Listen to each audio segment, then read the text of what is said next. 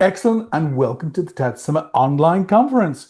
We have Gerrit who is doing a walkthrough of Erlang RED, and we've not done a walkthrough since, well, the Telestack days. So it's about time we did another walkthrough, and I'm really excited that we're doing on such an interesting tool as Erlang RED. So Gerrit, over to you. I'm really looking forward to this. Thanks, Alan. Thanks for having me. Yeah, and hi to Vance and Slava. And so this idea, so I'll do a walkthrough and I'll show you everything I can do with Erlang RED. The idea is based on Vance's idea of using diameter. That's it. And so what I did was have a look at diameter and then got completely lost and didn't really understand it. Yeah? So I saw telecommunications. I don't do telecommunications. But then eventually I sort of start working through it. And I think I might just explain how I did this. It's less, so there's less coding. So I'm not going to do anything cooperative coding. I hope you don't mind. No. And it's just how I did this. So perfect. Step one, there's a repository with all the flow data, the flow code. That's in this repository here. The links in the show Excellent. notes. Yep, and I'll include those links when I write the summary as well to make it easy for people to access. Okay, great, perfect. Because what you do, you take the token, you put it into Erlang RED over here, and then so when I press the refresh button, it actually loads up the flows, right? We have another new visitor. Oh, yeah. So Jonathan's joined. Hey, Jonathan, how are you? Oh, we can't hear you. Oh, can you hear me okay? We can hear you. Yeah. We just started, and Gerrit's just walking through a demo of Erlang RED. Okay? Wonderful. So it's great you're able to join. Really happy. And as you have questions, please jump in. All right? Exactly. Will do. Thank you. Go for it, Gerrit. So this so I have to say this word again, diameter. There you go. Perfect. So this demo is centered around diameter. So, and these flows here on the side, all the steps I took in developing this. So the first step I did is this first flow, part one. And when I load it like this, so, and there we go. So this is diameter in Erlang RED, right? And I'll just do a quick step through.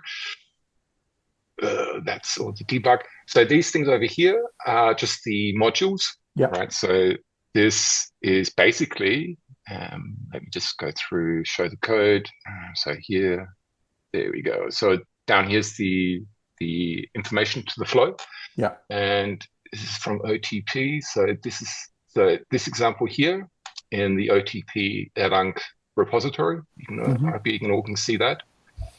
I'm sorry to interrupt you. I believe we need to explain initially. You see that we have the two understanding, the diameter protocol, and in the other hand is diameter application, which are provided by the Erlang HTTP itself. So we talk about this stuff which are provided from the Erlang HTTP itself. I mean that from which are available from the box, the Erlang HTTP, so this diameter application.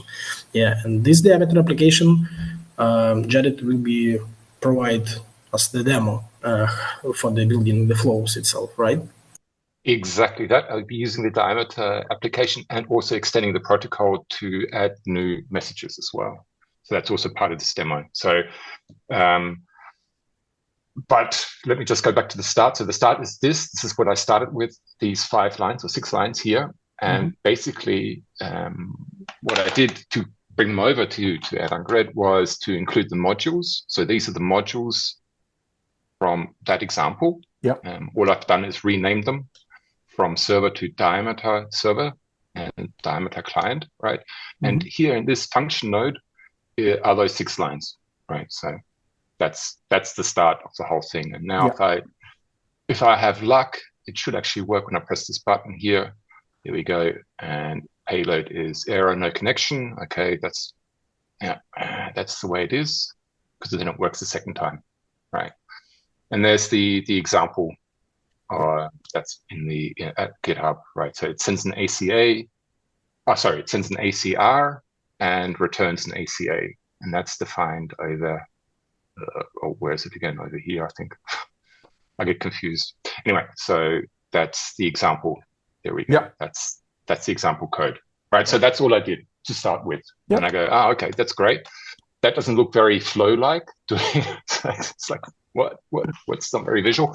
So this flow down here, this variation down here, is actually those lines broken up over several function nodes. So just as an explanation, function node is just raw Erlang code. Okay, Gotcha. so that's what I'm doing in these nodes here. So all I'm doing here is actually starting the diameter application with the start over here. And then I'm starting the diameter server, which is defined in this module over here, right? So over here. Okay, so if I do that, it's basically, I get the same result. I get the same OK and the same result. What it does, though, is does error checking along the way. So it goes over here, it says, okay, have I started the application? Yes, no. Yes, I have. Okay, then start the server. Okay, have I started the server? Yes, I have. Okay, then start up the client. Okay, I've started up the client. And now I'll do the test call. Right. So this is just broken those 6 lines up into simple steps and says, okay, if any step fails, then tell me about it. Right? So that was the first idea. It's that, okay, I want to know if something fails. Right. Yeah. So the second part was, okay, so having done that, I wanted to find my own messages. Right. So as a background, Vance had this state machine. We'll get to the state machines in a second. These state machines have all these different message types. These message types are partly supported from diameter, Erlang diameter from out of the box, but some aren't. So I have to define new messages. Okay, so which messages do I have to define? And that's part 2.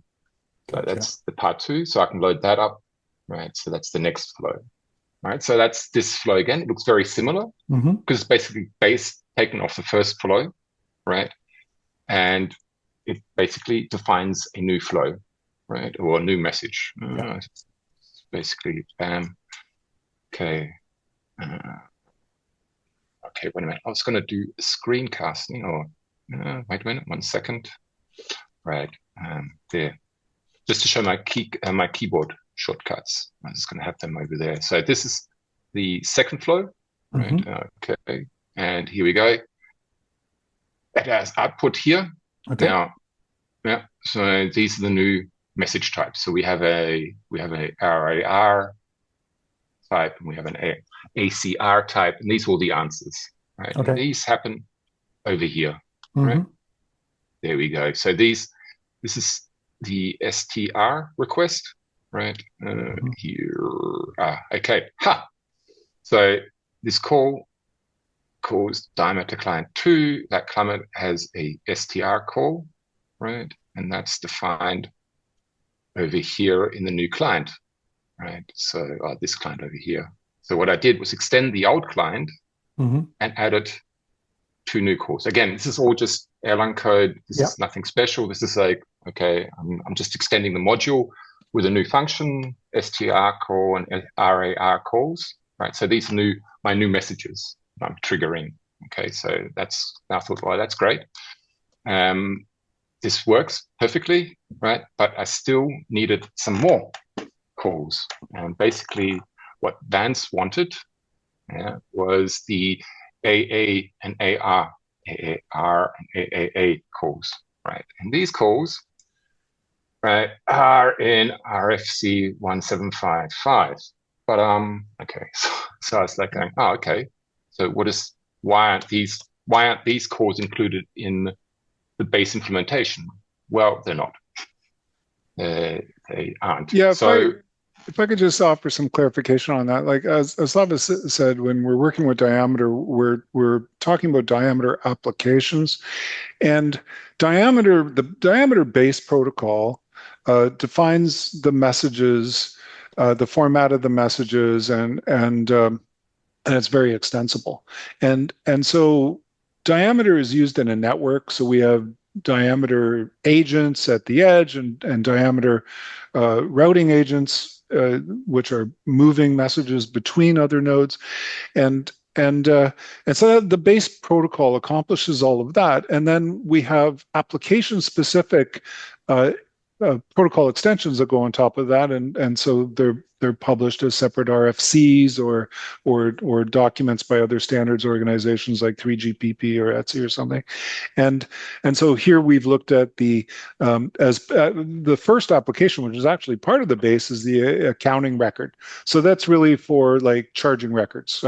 Some service usage occurred, and we'd want to report that usage so that you can get a bill for it. And postpaid, not prepaid. Then there's another application for doing prepaid, which requires authorizations and reservations and et cetera.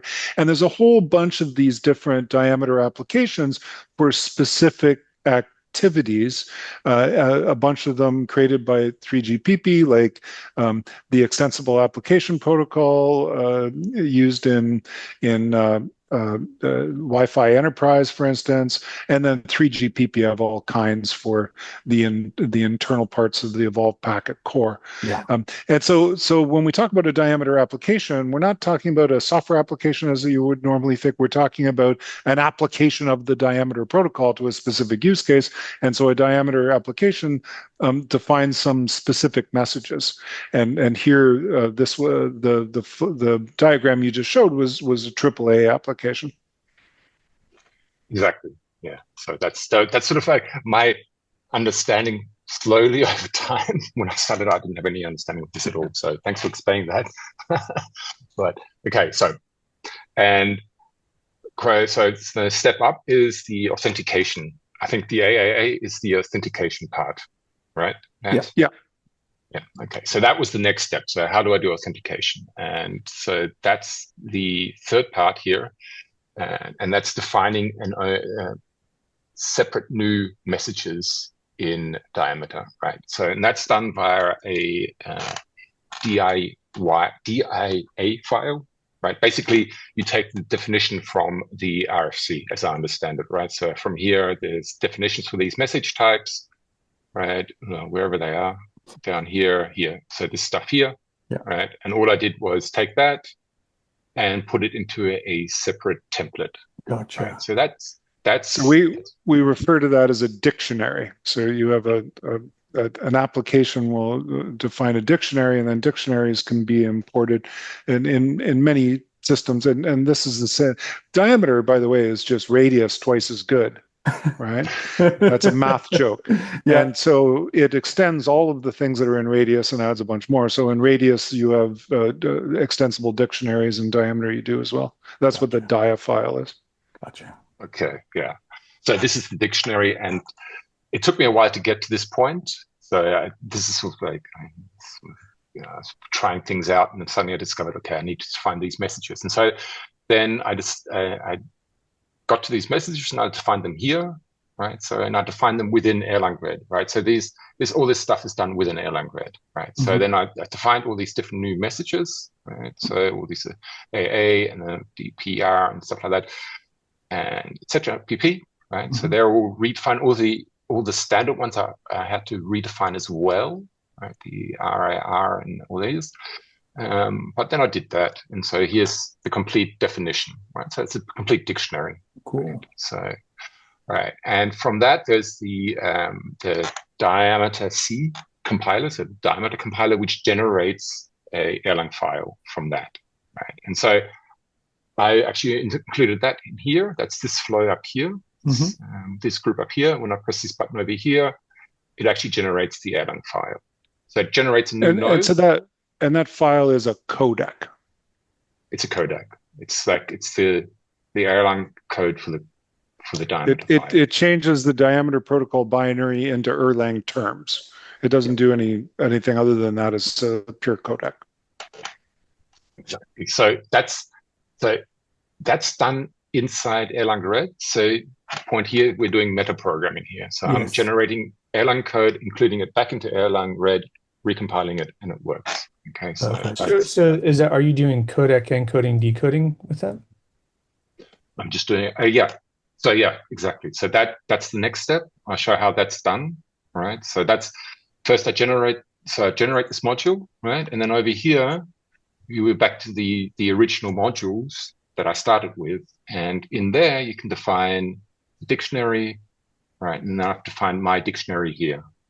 right? So I include that dictionary in there, and I start using those messages for this flow now, from now on, right? So I don't use the old dictionary, I use my dictionary, right?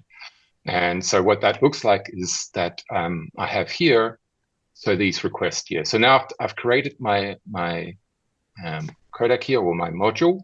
Now I've got a test here, and if I press the button over here, then I should be, if I'm in luck, it should actually work.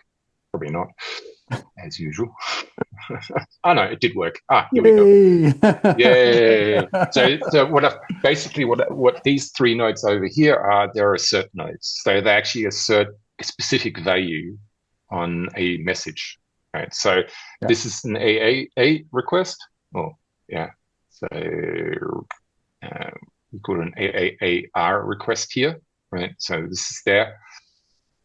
And that needs to get a AAA as a response. And this is what this assert does. And it says, okay, I need to have the response as AAA. So, and then this assert tells me, okay, it's working. Right. So this is kind of stuff. So I can now go back to my dive dictionary, and I could actually add stuff here, right, if I wanted to, and then recompile that, so regenerate the code, right, then have that, take this one and replace it with this one, compile the whole thing again, so it's now deployed, and now the new code will be installed. And I could be using it again when I press this button over here. Right? So I'll be using the new code, right? So that's basically the basis of that. So I created my own messages, so my own application, right? And then the next step was to actually make it do something useful, right? So actually use the new messages, and that's the fourth part over here. That's the next flow over here, and this looks like this. Okay, so this is a little bit more complicated. Well, more complicated. I think it's all a little bit complicated. What I've done here is I've included the module from the last step over here in this flow. And I'm starting to use it, as I said, over as a dictionary down here, right?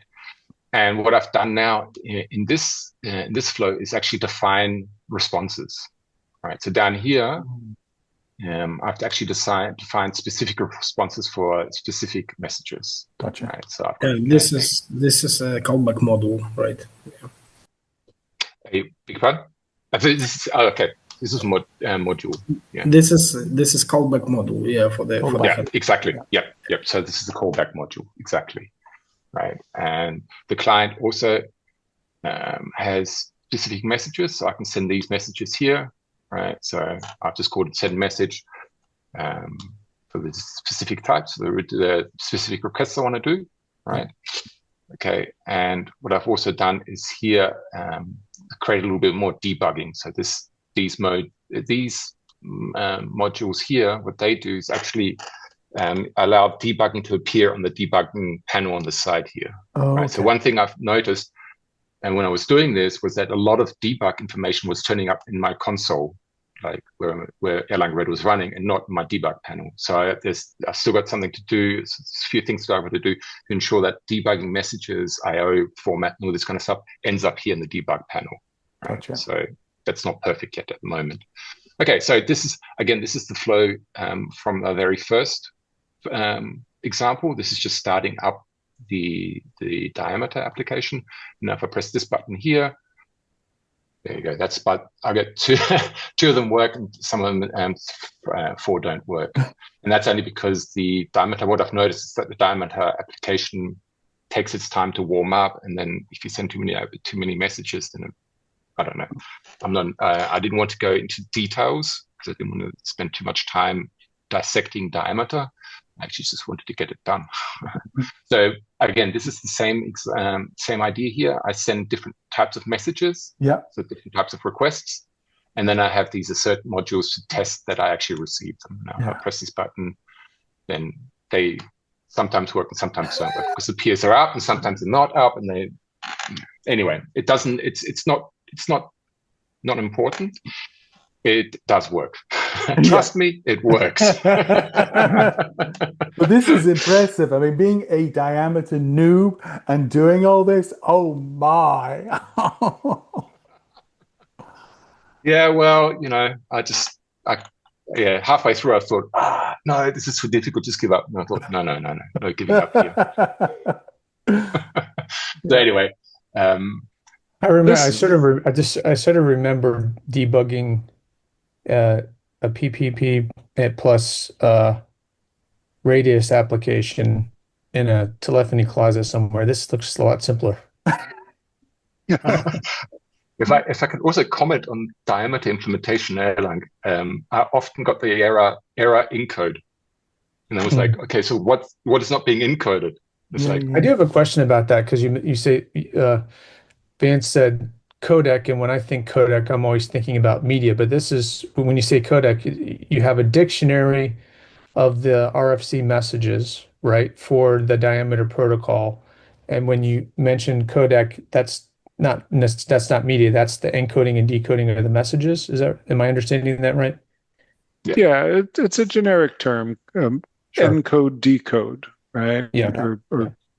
And in this case, we're talking about data. You're used to thinking about it in terms of media, but it does sort of the same thing. So It's the same process. Yeah, I mean, you're taking binary and then you're turning it into something you can use, right?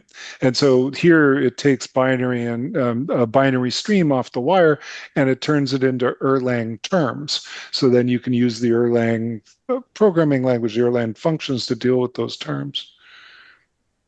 I see, and that's part of the diameter, how diameter works.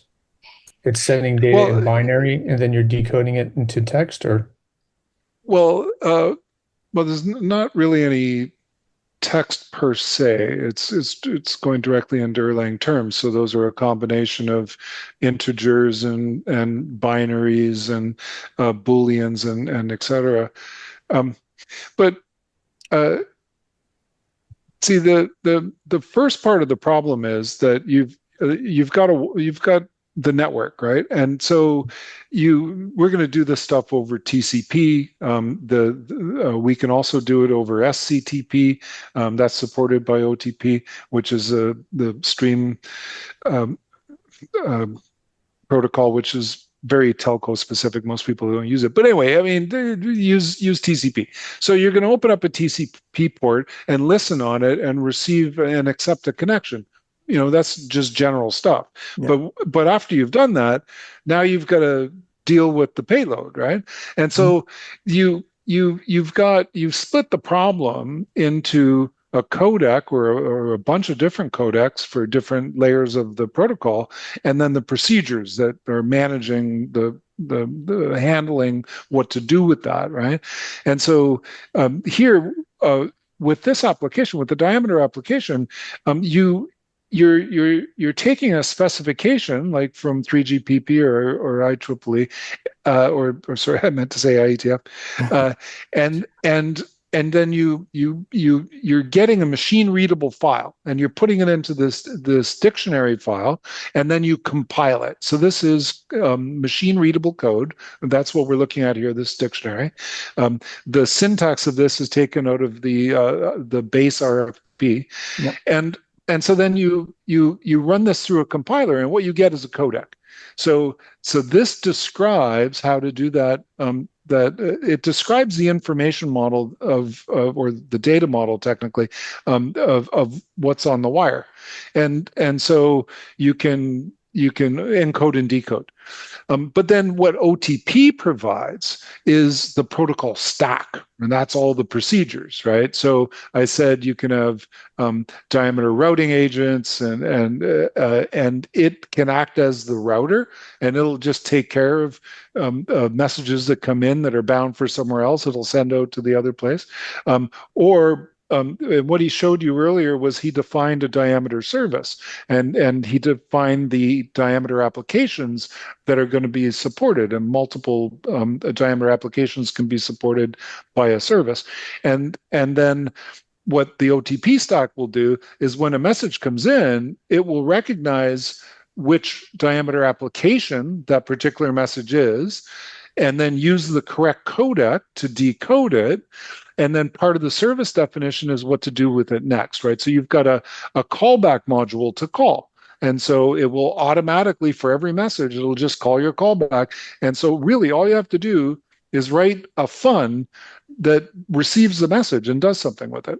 And all of the concurrency and reliability and all the routing and all the protocol conformance and everything is all taken care of by Erlang. And so what's really cool here is this is really building on the power of OTP, because OTP, by using like that callback model and providing a compiler and et cetera, really raises the level of usability, right? It becomes you have to write a very small amount of code to do a very complicated process, and then here what we're seeing is actually putting visual programming on top of that to make it even more consumable. Exactly. So this is also one thing I have to say. After doing all this, I was quite amazed how easily I can define new message types, right? So all I have to go is go to the RFC, copy paste into this dictionary here, and then just compile it, and then I've got my module, my Erlang code. Right? Yeah. So that's fabulous, you know. Yeah, and the funny stuff also regarding the dictionaries itself, when we talk about the diameter, which are diameter application itself for the Erlang HTTP, the from the box of the Erlang itself, also provided the supporting of the different types of the dictionaries for the based on the RFC 3588 and for the RFC 6733. So you do not need to do any additional integrations for this stuff. At the same time, if you need to extend logic and try to allow and support another types of the dictionaries, this is not a problem to add your ISN modules and try to compile it because also I believe exist if we talk about the Rebel 3 tools for the building of the Erlang OTP projects, there is provided some plugins for the compiling those dictionaries inside of the projects. Yeah. I was just going to, for you, Jonathan, I was just going to look for an example packet that diameter defines, and it's just binary, as we said. Yeah, this is helpful because I'm the representative Erlang newbie, so this is helpful for me to understand the terminology and how things work. Okay, because this is basically these types are just mapped to binary values that are put into a packet and then sent across the wire. And then on the other end, you take these numbers and you match them to strings, right? And so that in the end, all I do in my high level code is I can actually use those strings and say, okay, so I've got an origin host, for example, is a value inside the packet, but it has a number and it gets coded down to that number, down to that binary value and whatever, and that's what it's doing basically. So, and that's great. I mean, like I said, once I understood it, I was like, oh, this is really cool. Just to find new messages and I can find new applications. Great. And is that sort of a normal way of doing things in Erlang? It is. Or is this sort of like a veteran best practice on how you should? Well, I think it's just a lazy programmer style. I mean, me as a programmer, I don't want to be doing binary code. I'm sorry to say, I want to be using it doesn't seem lazy. It seems like quite a good pattern. Exactly, because lazy programmers do good patterns because they don't want to do too much work, right? But it is the OTP pattern is to have the, like, I've never worked with it myself, but Spring Boot is an example where they use this term called inversion of control, right? So the platform is in control, and you just implement the handlers, and that's what the OTP pattern is the main loop, if you will, is you never write the main loop. The main loop is the system.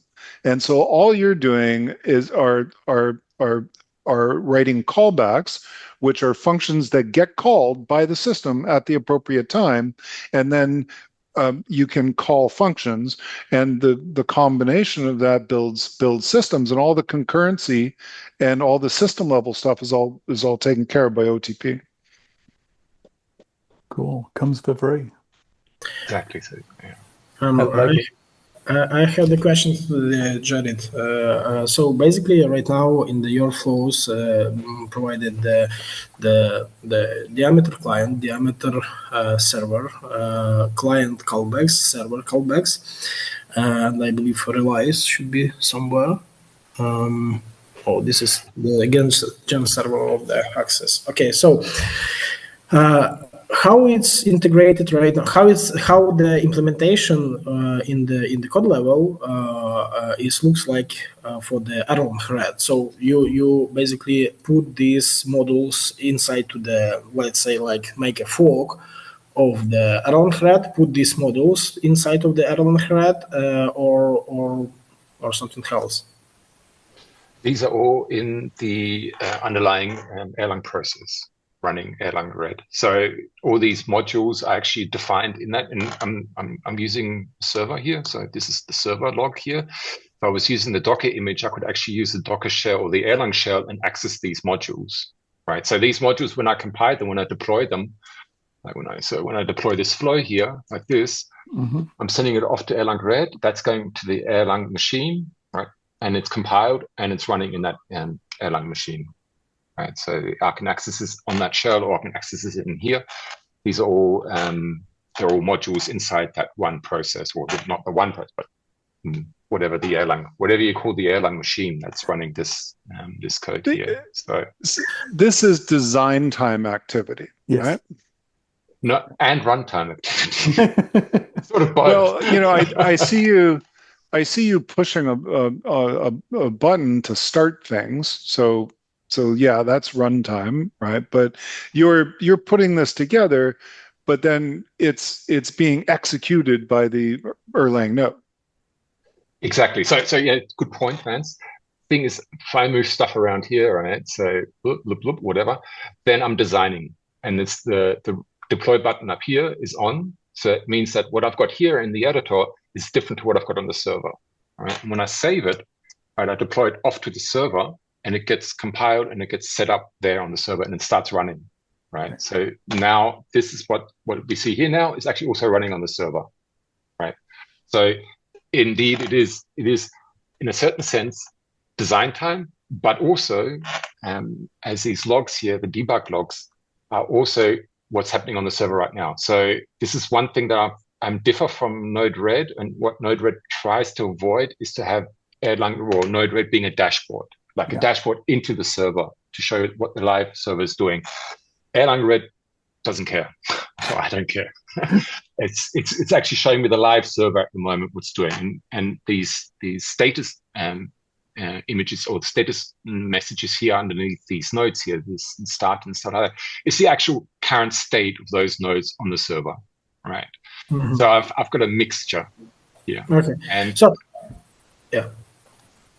So then the question is, what if we will have the situation like in the left side, we will have the standalone Erlang RED, which is running, and at the same time we will have in the right side the AAA application, which are run it also separately.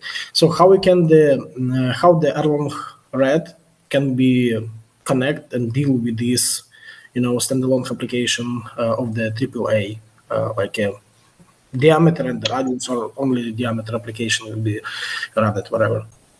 Well, in this case, this defines the AAA application. So down here, so this is the reason we're all here. Right? Yeah. This here, this final flow down here. This defines a HTML form, right? So this is what we're here for. Okay, so wait a minute. Let's here, this form here. There you go. That was it. Now I can go enter a name, blah, blah, go login failed.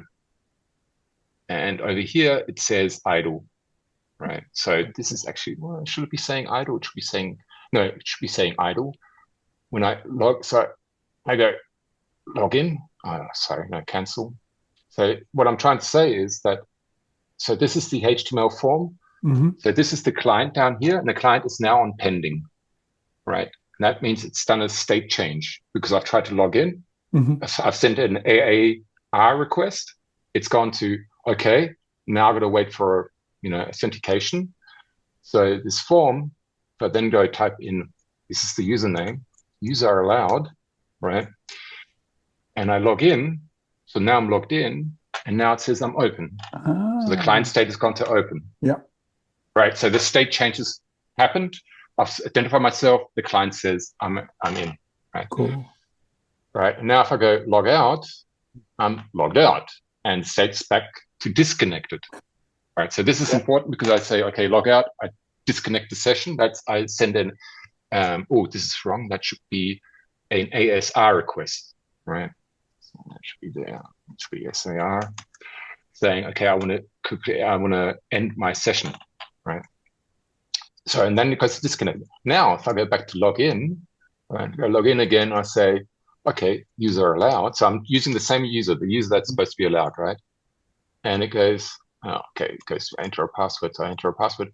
It says login failed, right? Because this client isn't disconnected.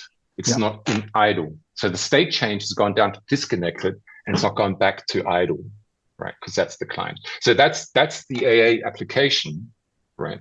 The authentication application, the client side only, as an HTML form in Erlang RED.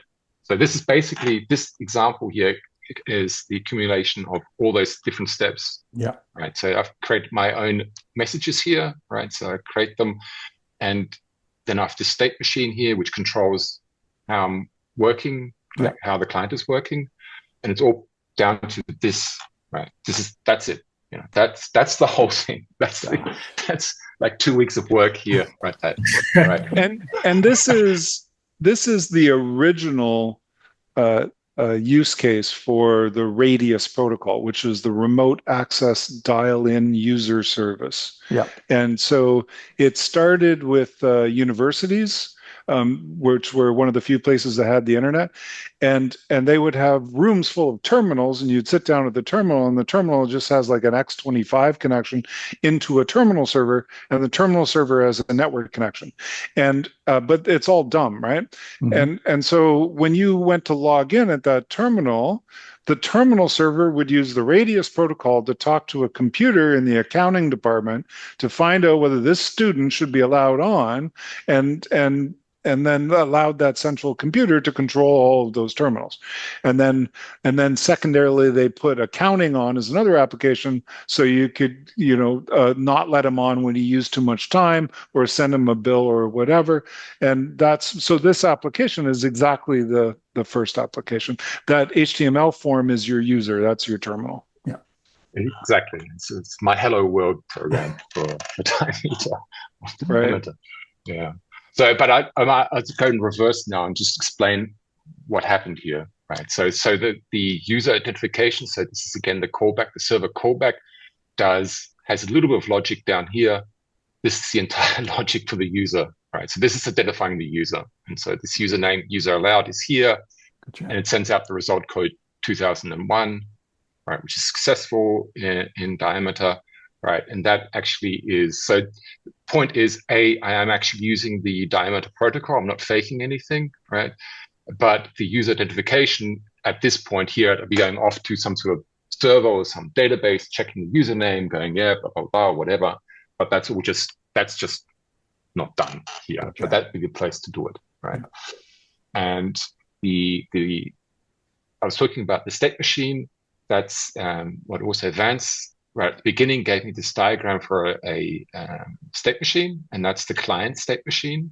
And so I put that into a flow as well, just to demonstrate that. And that's basically this flow here, right? And just to demonstrate what I also can do is actually generate from that, I can generate a mermaid image. So I can actually see that flow diagram here, right? So this is the client flow diagram. So the state machine, right? Like this, and it's actually visualized as a set of nodes inside Erlang RED, right? So that's sort of like, before I started out, I was trying to define the state machine, and the state machine is normally defined by this, right? So this is the Erlang state machine code right here, right? So I can take that, right? And that's what because I didn't want to write by hand. So I generate the state machine and then put that state machine code into this module here. Gotcha. Right? So that defines the state machine, right? So now if I were to change that, if I were to change here something and say a BBB, right, then that will actually be reflected in the state diagram again, right? So now we have BBB here, right? So that BBB comes there. Yep. And then if I then change the Erlang code, then I'll have a BBB here as well. Right. So the point is that I'm. Go for it. Yeah. Oh, sorry. Because I just wanted to say, point is I'm actually using Erlang RED to design the state machine as a visual component. Right. So it's like, I mean, it doesn't look like much here, admittedly. But the point is, I don't have to go and draw a diagram, take that, write the code. I draw the diagram here and generate the code, and then use that code as my state machine. Yeah, it's powerful. But you're actually generating the diagram from the code. You're creating the code first and then generating the diagram, and then you update the code, and then the diagram gets updated. Nope. The diagram is these nodes up here, right? That's the diagram, right? And from there I generate the diagram and the code, right? And so then I have the code. So I can't go back. No, but that's the point, that you're generating the diagram from this, right? No. I generate the code from the diagram. The diagram I have to draw, but the diagram, the diagram is visual code. Yeah. So I am generating the diagram from code, but that's the visual code. That's the node code, the float code. Okay, but it's kind of the same, because this is the visual version of that, right? So this is just a different representation of the same thing, but it's visual. So what I found, I mean, it's really interesting to be able to use visual programming for creating something. But another use of visualization that I've found really important, and I was doing it this morning actually, like this stuff is complex, as you say, Gerrit, and I was working on something that I picked up that I hadn't looked at in a couple months. That I wrote the whole thing, but I don't remember how it works, and so. Luckily, I document things with diagrams. So I go back to the diagrams to reason about how this state machine transitions. Can you get from this state to that state, and how so, through what event? And so it's visualization is great in both directions. Definitely, and it's also something I was thinking about, because you said you actually went from the code to a diagram, like the Erlang code to a diagram. That's what I'd like to be able to do as well, to have you take the Erlang code here, on the other hand, and then generate a visual flow here. And then I actually did that many years ago. Actually, it was about 20 years ago, and because I was using in OTP, we have like I said, everything's done with callbacks, right? So you have these behaviors, and you have callbacks that conform to the behaviors, and so we have different patterns for that: gen server and gen statum. It used to be gen FSM, now it's gen statum. That's for state machines like this, and so what I did was I was able to take a module. I built a piece of software which took a module and compiled it halfway into the abstract syntax code. So it changed it from text, free-form text, to data. And then I would analyze the data to figure out what the states were and the state transitions, which was really not a lot of code. It was, kind of hard to wrap your head around, but a very small amount of code at the end of the day.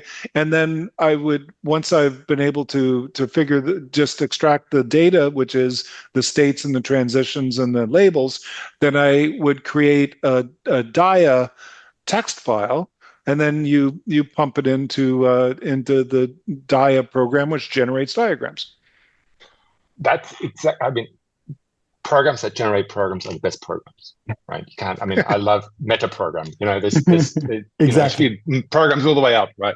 So this is what I'm trying to also. What I'm demonstrating here is also that visual programming also allows meta programming, because I'm a big fan of meta programming. Like, I come from Ruby, and Ruby's all about meta programming. Yeah. And so I want visual variation also to be that. And so that's why I talked about here when I was generating the codec here, that it's important that I actually press this button here and I'm actually generating a node, which is part of the flow now, which is part of my code base now. So this is meta coding, because this code is this code and this code is generating code.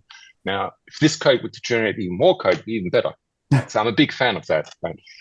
And so this again here, this flow diagram is exactly the same. So I've got the code here, I'm generating code that then gets generated code. In this case, it's Erlang code, it's not flow code. Right? Yeah. But that's okay. Right? But I think that's the most important thing, that you start off small and then you build yourself up, right? And then you have these very complicated codes, but it's all based on something small, and you just put them all pieces together and suddenly you have something complete, right? Yeah. And that's also part of what I'm doing with Erlang RED, is to also combine, for example, another thing I'd like to show. One final piece I want to show is the state diagram for the server, right? So the state diagram for the server is this flow over here. Now it's a little bit more complex, right? So we can have also look at that. Go over here, generate and view.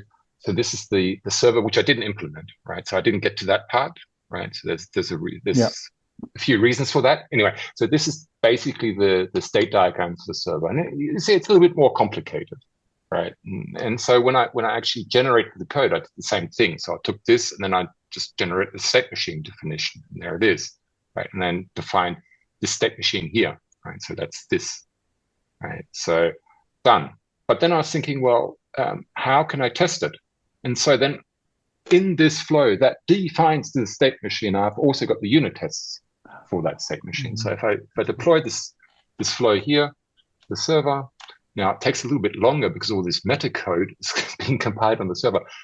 So this is unit test. So if I run this unit test here, it goes, succeeded, and okay, so I have to do this Control E, and Control E actually executes unit tests, right? And there you go, and it's all tested. So it's actually what it's doing is testing different state transitions. So this one's testing ASR, ASA, start, idle, and stuff like this. So these state transitions that are defined in the state machine are being tested with these unit tests. So then now I can say, okay, great. So now my state machine is working, right? And then I can basically just, take this, right? So this is the state machine, and then I can take that over here, for example, and just go, okay, I'll just include it here, right? And so now I've included that code that I tested over in the other flow in this flow now, and can use it here. Right? That's it, done. So using this visual approach, also copy and paste is not a problem. Right? So why not just, so this is also what I've done here. Is like, this is the state machine definition, right? So this defines a gen state M, right? And it uses the configuration is the module that it uses. So the module, that's this thing over here. That's this module here, right? So I can define the state M and say, okay, which module do I use? I use this module here. And as you can see, it gets highlighted when I go over it. Yeah. Right? So if there's multiple modules, then I can pick one. And then I can just copy that. Right? Just copy it, and it's still using the same module. Right? So that's right. So it's, I'll make another copy of it as well. And I can take lots of copies. Right. So it's easy to just copy and paste code.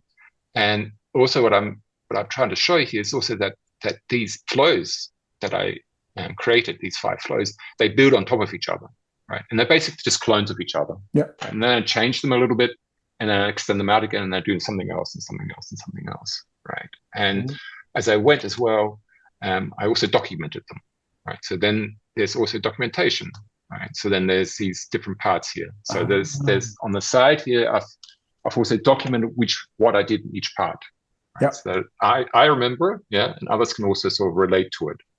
And so basically, the part 5 was this part, and this is the HTML form and stuff like that. So that's basically a quick run through of what I did and my experience with Diameter. It's not perfect. At the end of the day, I have to say I'm kind of a little bit disappointed that the server side of the state machine, of the server side, I haven't actually implemented. And that's because I couldn't get that done in a flow kind of way, right? So the thing is, I did end up doing a lot of just Erlang code in nodes, which I don't like doing, but that's just the way it is. I would have done, the next step would be for me to create nodes for diameter, right? To have some sort of like representation of message types, of a server type, like something more visual. So then I can just combine these nodes and you see the message being passed through. At the moment, it's very difficult to see messages being generated and passed through, right? Here's sort of like this basic client set machine. Okay, we have here these messages being generated on these HTML events, right? But it could be better, right? And that's sort of like what I do as a next step would be to say, okay, now I'll generate the specific diameter nodes that somehow allow me to do a specific function. Maybe have a diameter node that generates new codecs. And so you have this node where you just put in your diameter file, and then it just generates code for you. Could be, Yeah. I have that also some questions. So here is some context. So when we talk about the telecom itself and the Erlang HTTP, for the clients, always there is some issue find some resources for who is know the telecom stuff or Erlang HTTP, or we can have that telecom experts, but they do not know the Erlang HTTP, or we have the Erlang HTTP experts and they do not know the telecoms flow. So, and the question, I believe, to the Vance, because he have the great experience with the customers, and I believe he have also the issues sometimes maybe go with some resources, etc. So, how, in your opinion, this Erlang RED stuff, what we saw today, how it can be helpful for the clients, and does it will be untaints their hands, for the choosing the Erlang for the telecom projects itself, and how it can be helpful for them?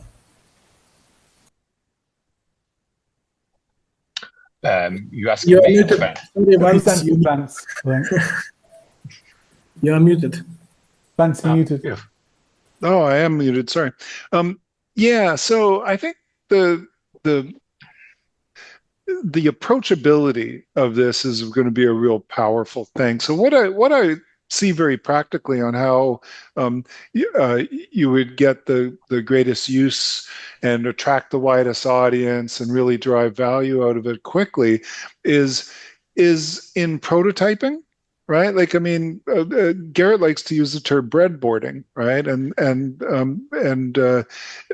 makes that analogy here, and I think that's perfect. It's exactly this test case stuff. When you were showing that, and I was thinking to myself, that's like a really good example of using visual programming. Yeah. See, when you're building a test case, it's a much different beast than a billing server. I mean, that's got a lot of different functional and non-functional requirements. But building a test case, that's really pretty straightforward, and you really want to the concentrate on the design time part of that. You want to be able to create as many of those as you can. So, I think the biggest challenge with this sort of an approach at the other end is how, and it's too late to really open up this question, but where I go to in my mind is how do I create an OTP package release that I can load onto systems and as embedded systems and run it in a distributed cluster, like, going from this is design time activity to those industrial scale running applications. That's a bit of a question. I'm not sure how mature that sort of packaging part of it is, but as like the biggest strength that I see is really design time, and design time is part of the whole lifecycle management, really. Like as you want to make changes to things, and I talked about how important it is to be able to visualize things and et cetera, and to do experiments like this breadboarding concept, and that's what I say. So I think this work with Diameter is really great because it really makes the industrial strength power of the Erlang Diameter solution, Diameter stack, available for prototyping and tinkering, and it's and I don't want to say that it's only a toy, but just because it's so approachable, you can just get up to speed and start doing things with little training and et cetera. And I'm probably overselling that, but that's my view. If I can comment on that, I know Slava. I'm sure Slava has another question, but I just want to comment on that. I think Vance, you put it really well. When before I did this prototype, before this like breadboard, I was unsure about how to use Erlang RED, like in the industry or in anything basically. And having done this now, I've come to realize is that it's great for, like you say, prototyping, tinkering around, experimenting, and unit tests have always been great. I mean, I love doing unit tests. I used to hate doing unit tests. Now I love doing them because visually you just copy and paste them and change a few things, and then you got a new test. Great. My aim obviously is to say, okay, no, this is not only that tool, but it should also be able to do, be a real tool, that day-to-day tool that gets used and maintains the system. How that gets done, like you said already, that question is too big, right? It's too big. But what I did in the time that I spent now working with Erlang RED and getting this working in this prototype stuff, I've realized that it is useful and it has its relevance. It's just finding that niche. That's the problem. And that's why also one more comment as well. That's why I use the term breadboarding. It's very important because I don't want to use prototyping because everyone's got their idea of prototyping, and breadboarding is this visual plug and play, draw these wires and have something, maybe working, maybe not working, and then finalize your system. That point, how do I finalize my system? That's still to be done. I don't know. I have no idea how to do that. Yeah. But I consider this very approachable for so many product managers. They're not having to get down into the code. It really is just, it's copy, paste. It's at a level, I think it makes it highly accessible to many people that aren't, coding isn't their thing. But, the functional requirements and say, well, how can we make this happen? And what happens if? So, it's that, as you say, breadboarding. And I think it brings the product managers into the whole design process, which I think is really exciting. So this was excellent. And again, Diameter is something new to you. And to have done this, given, you didn't even understand how it was pronounced. Okay, just one comment. It's my German. I speak too much. But it really is amazing. I had much smaller expectations when we had this idea. Let's mock something up, let's just take a use case and try and do something. Yeah. And Gerrit just ran with it and created really quite a body of work. Yeah. And just seeing the logins, the HTML logins, I was just like, oh wow. And you just see the whole stack and it being reflected in terms of the states on the nodes. It's just powerful. Slava, is there anything else you want to add? No, I'm good. Yeah, was excited. Excellent. No, this was great work. I know there's a load of effort that's gone in, but I think this is an amazing demonstration. I want to get this written up and get it circulated so people just understand the power with Erlang RED. So well done, Gerrit. This is amazing. Thank you, Alan. Thank you, Vance. Thank you, Slava. Thank you for having me. Thank you. Thank you.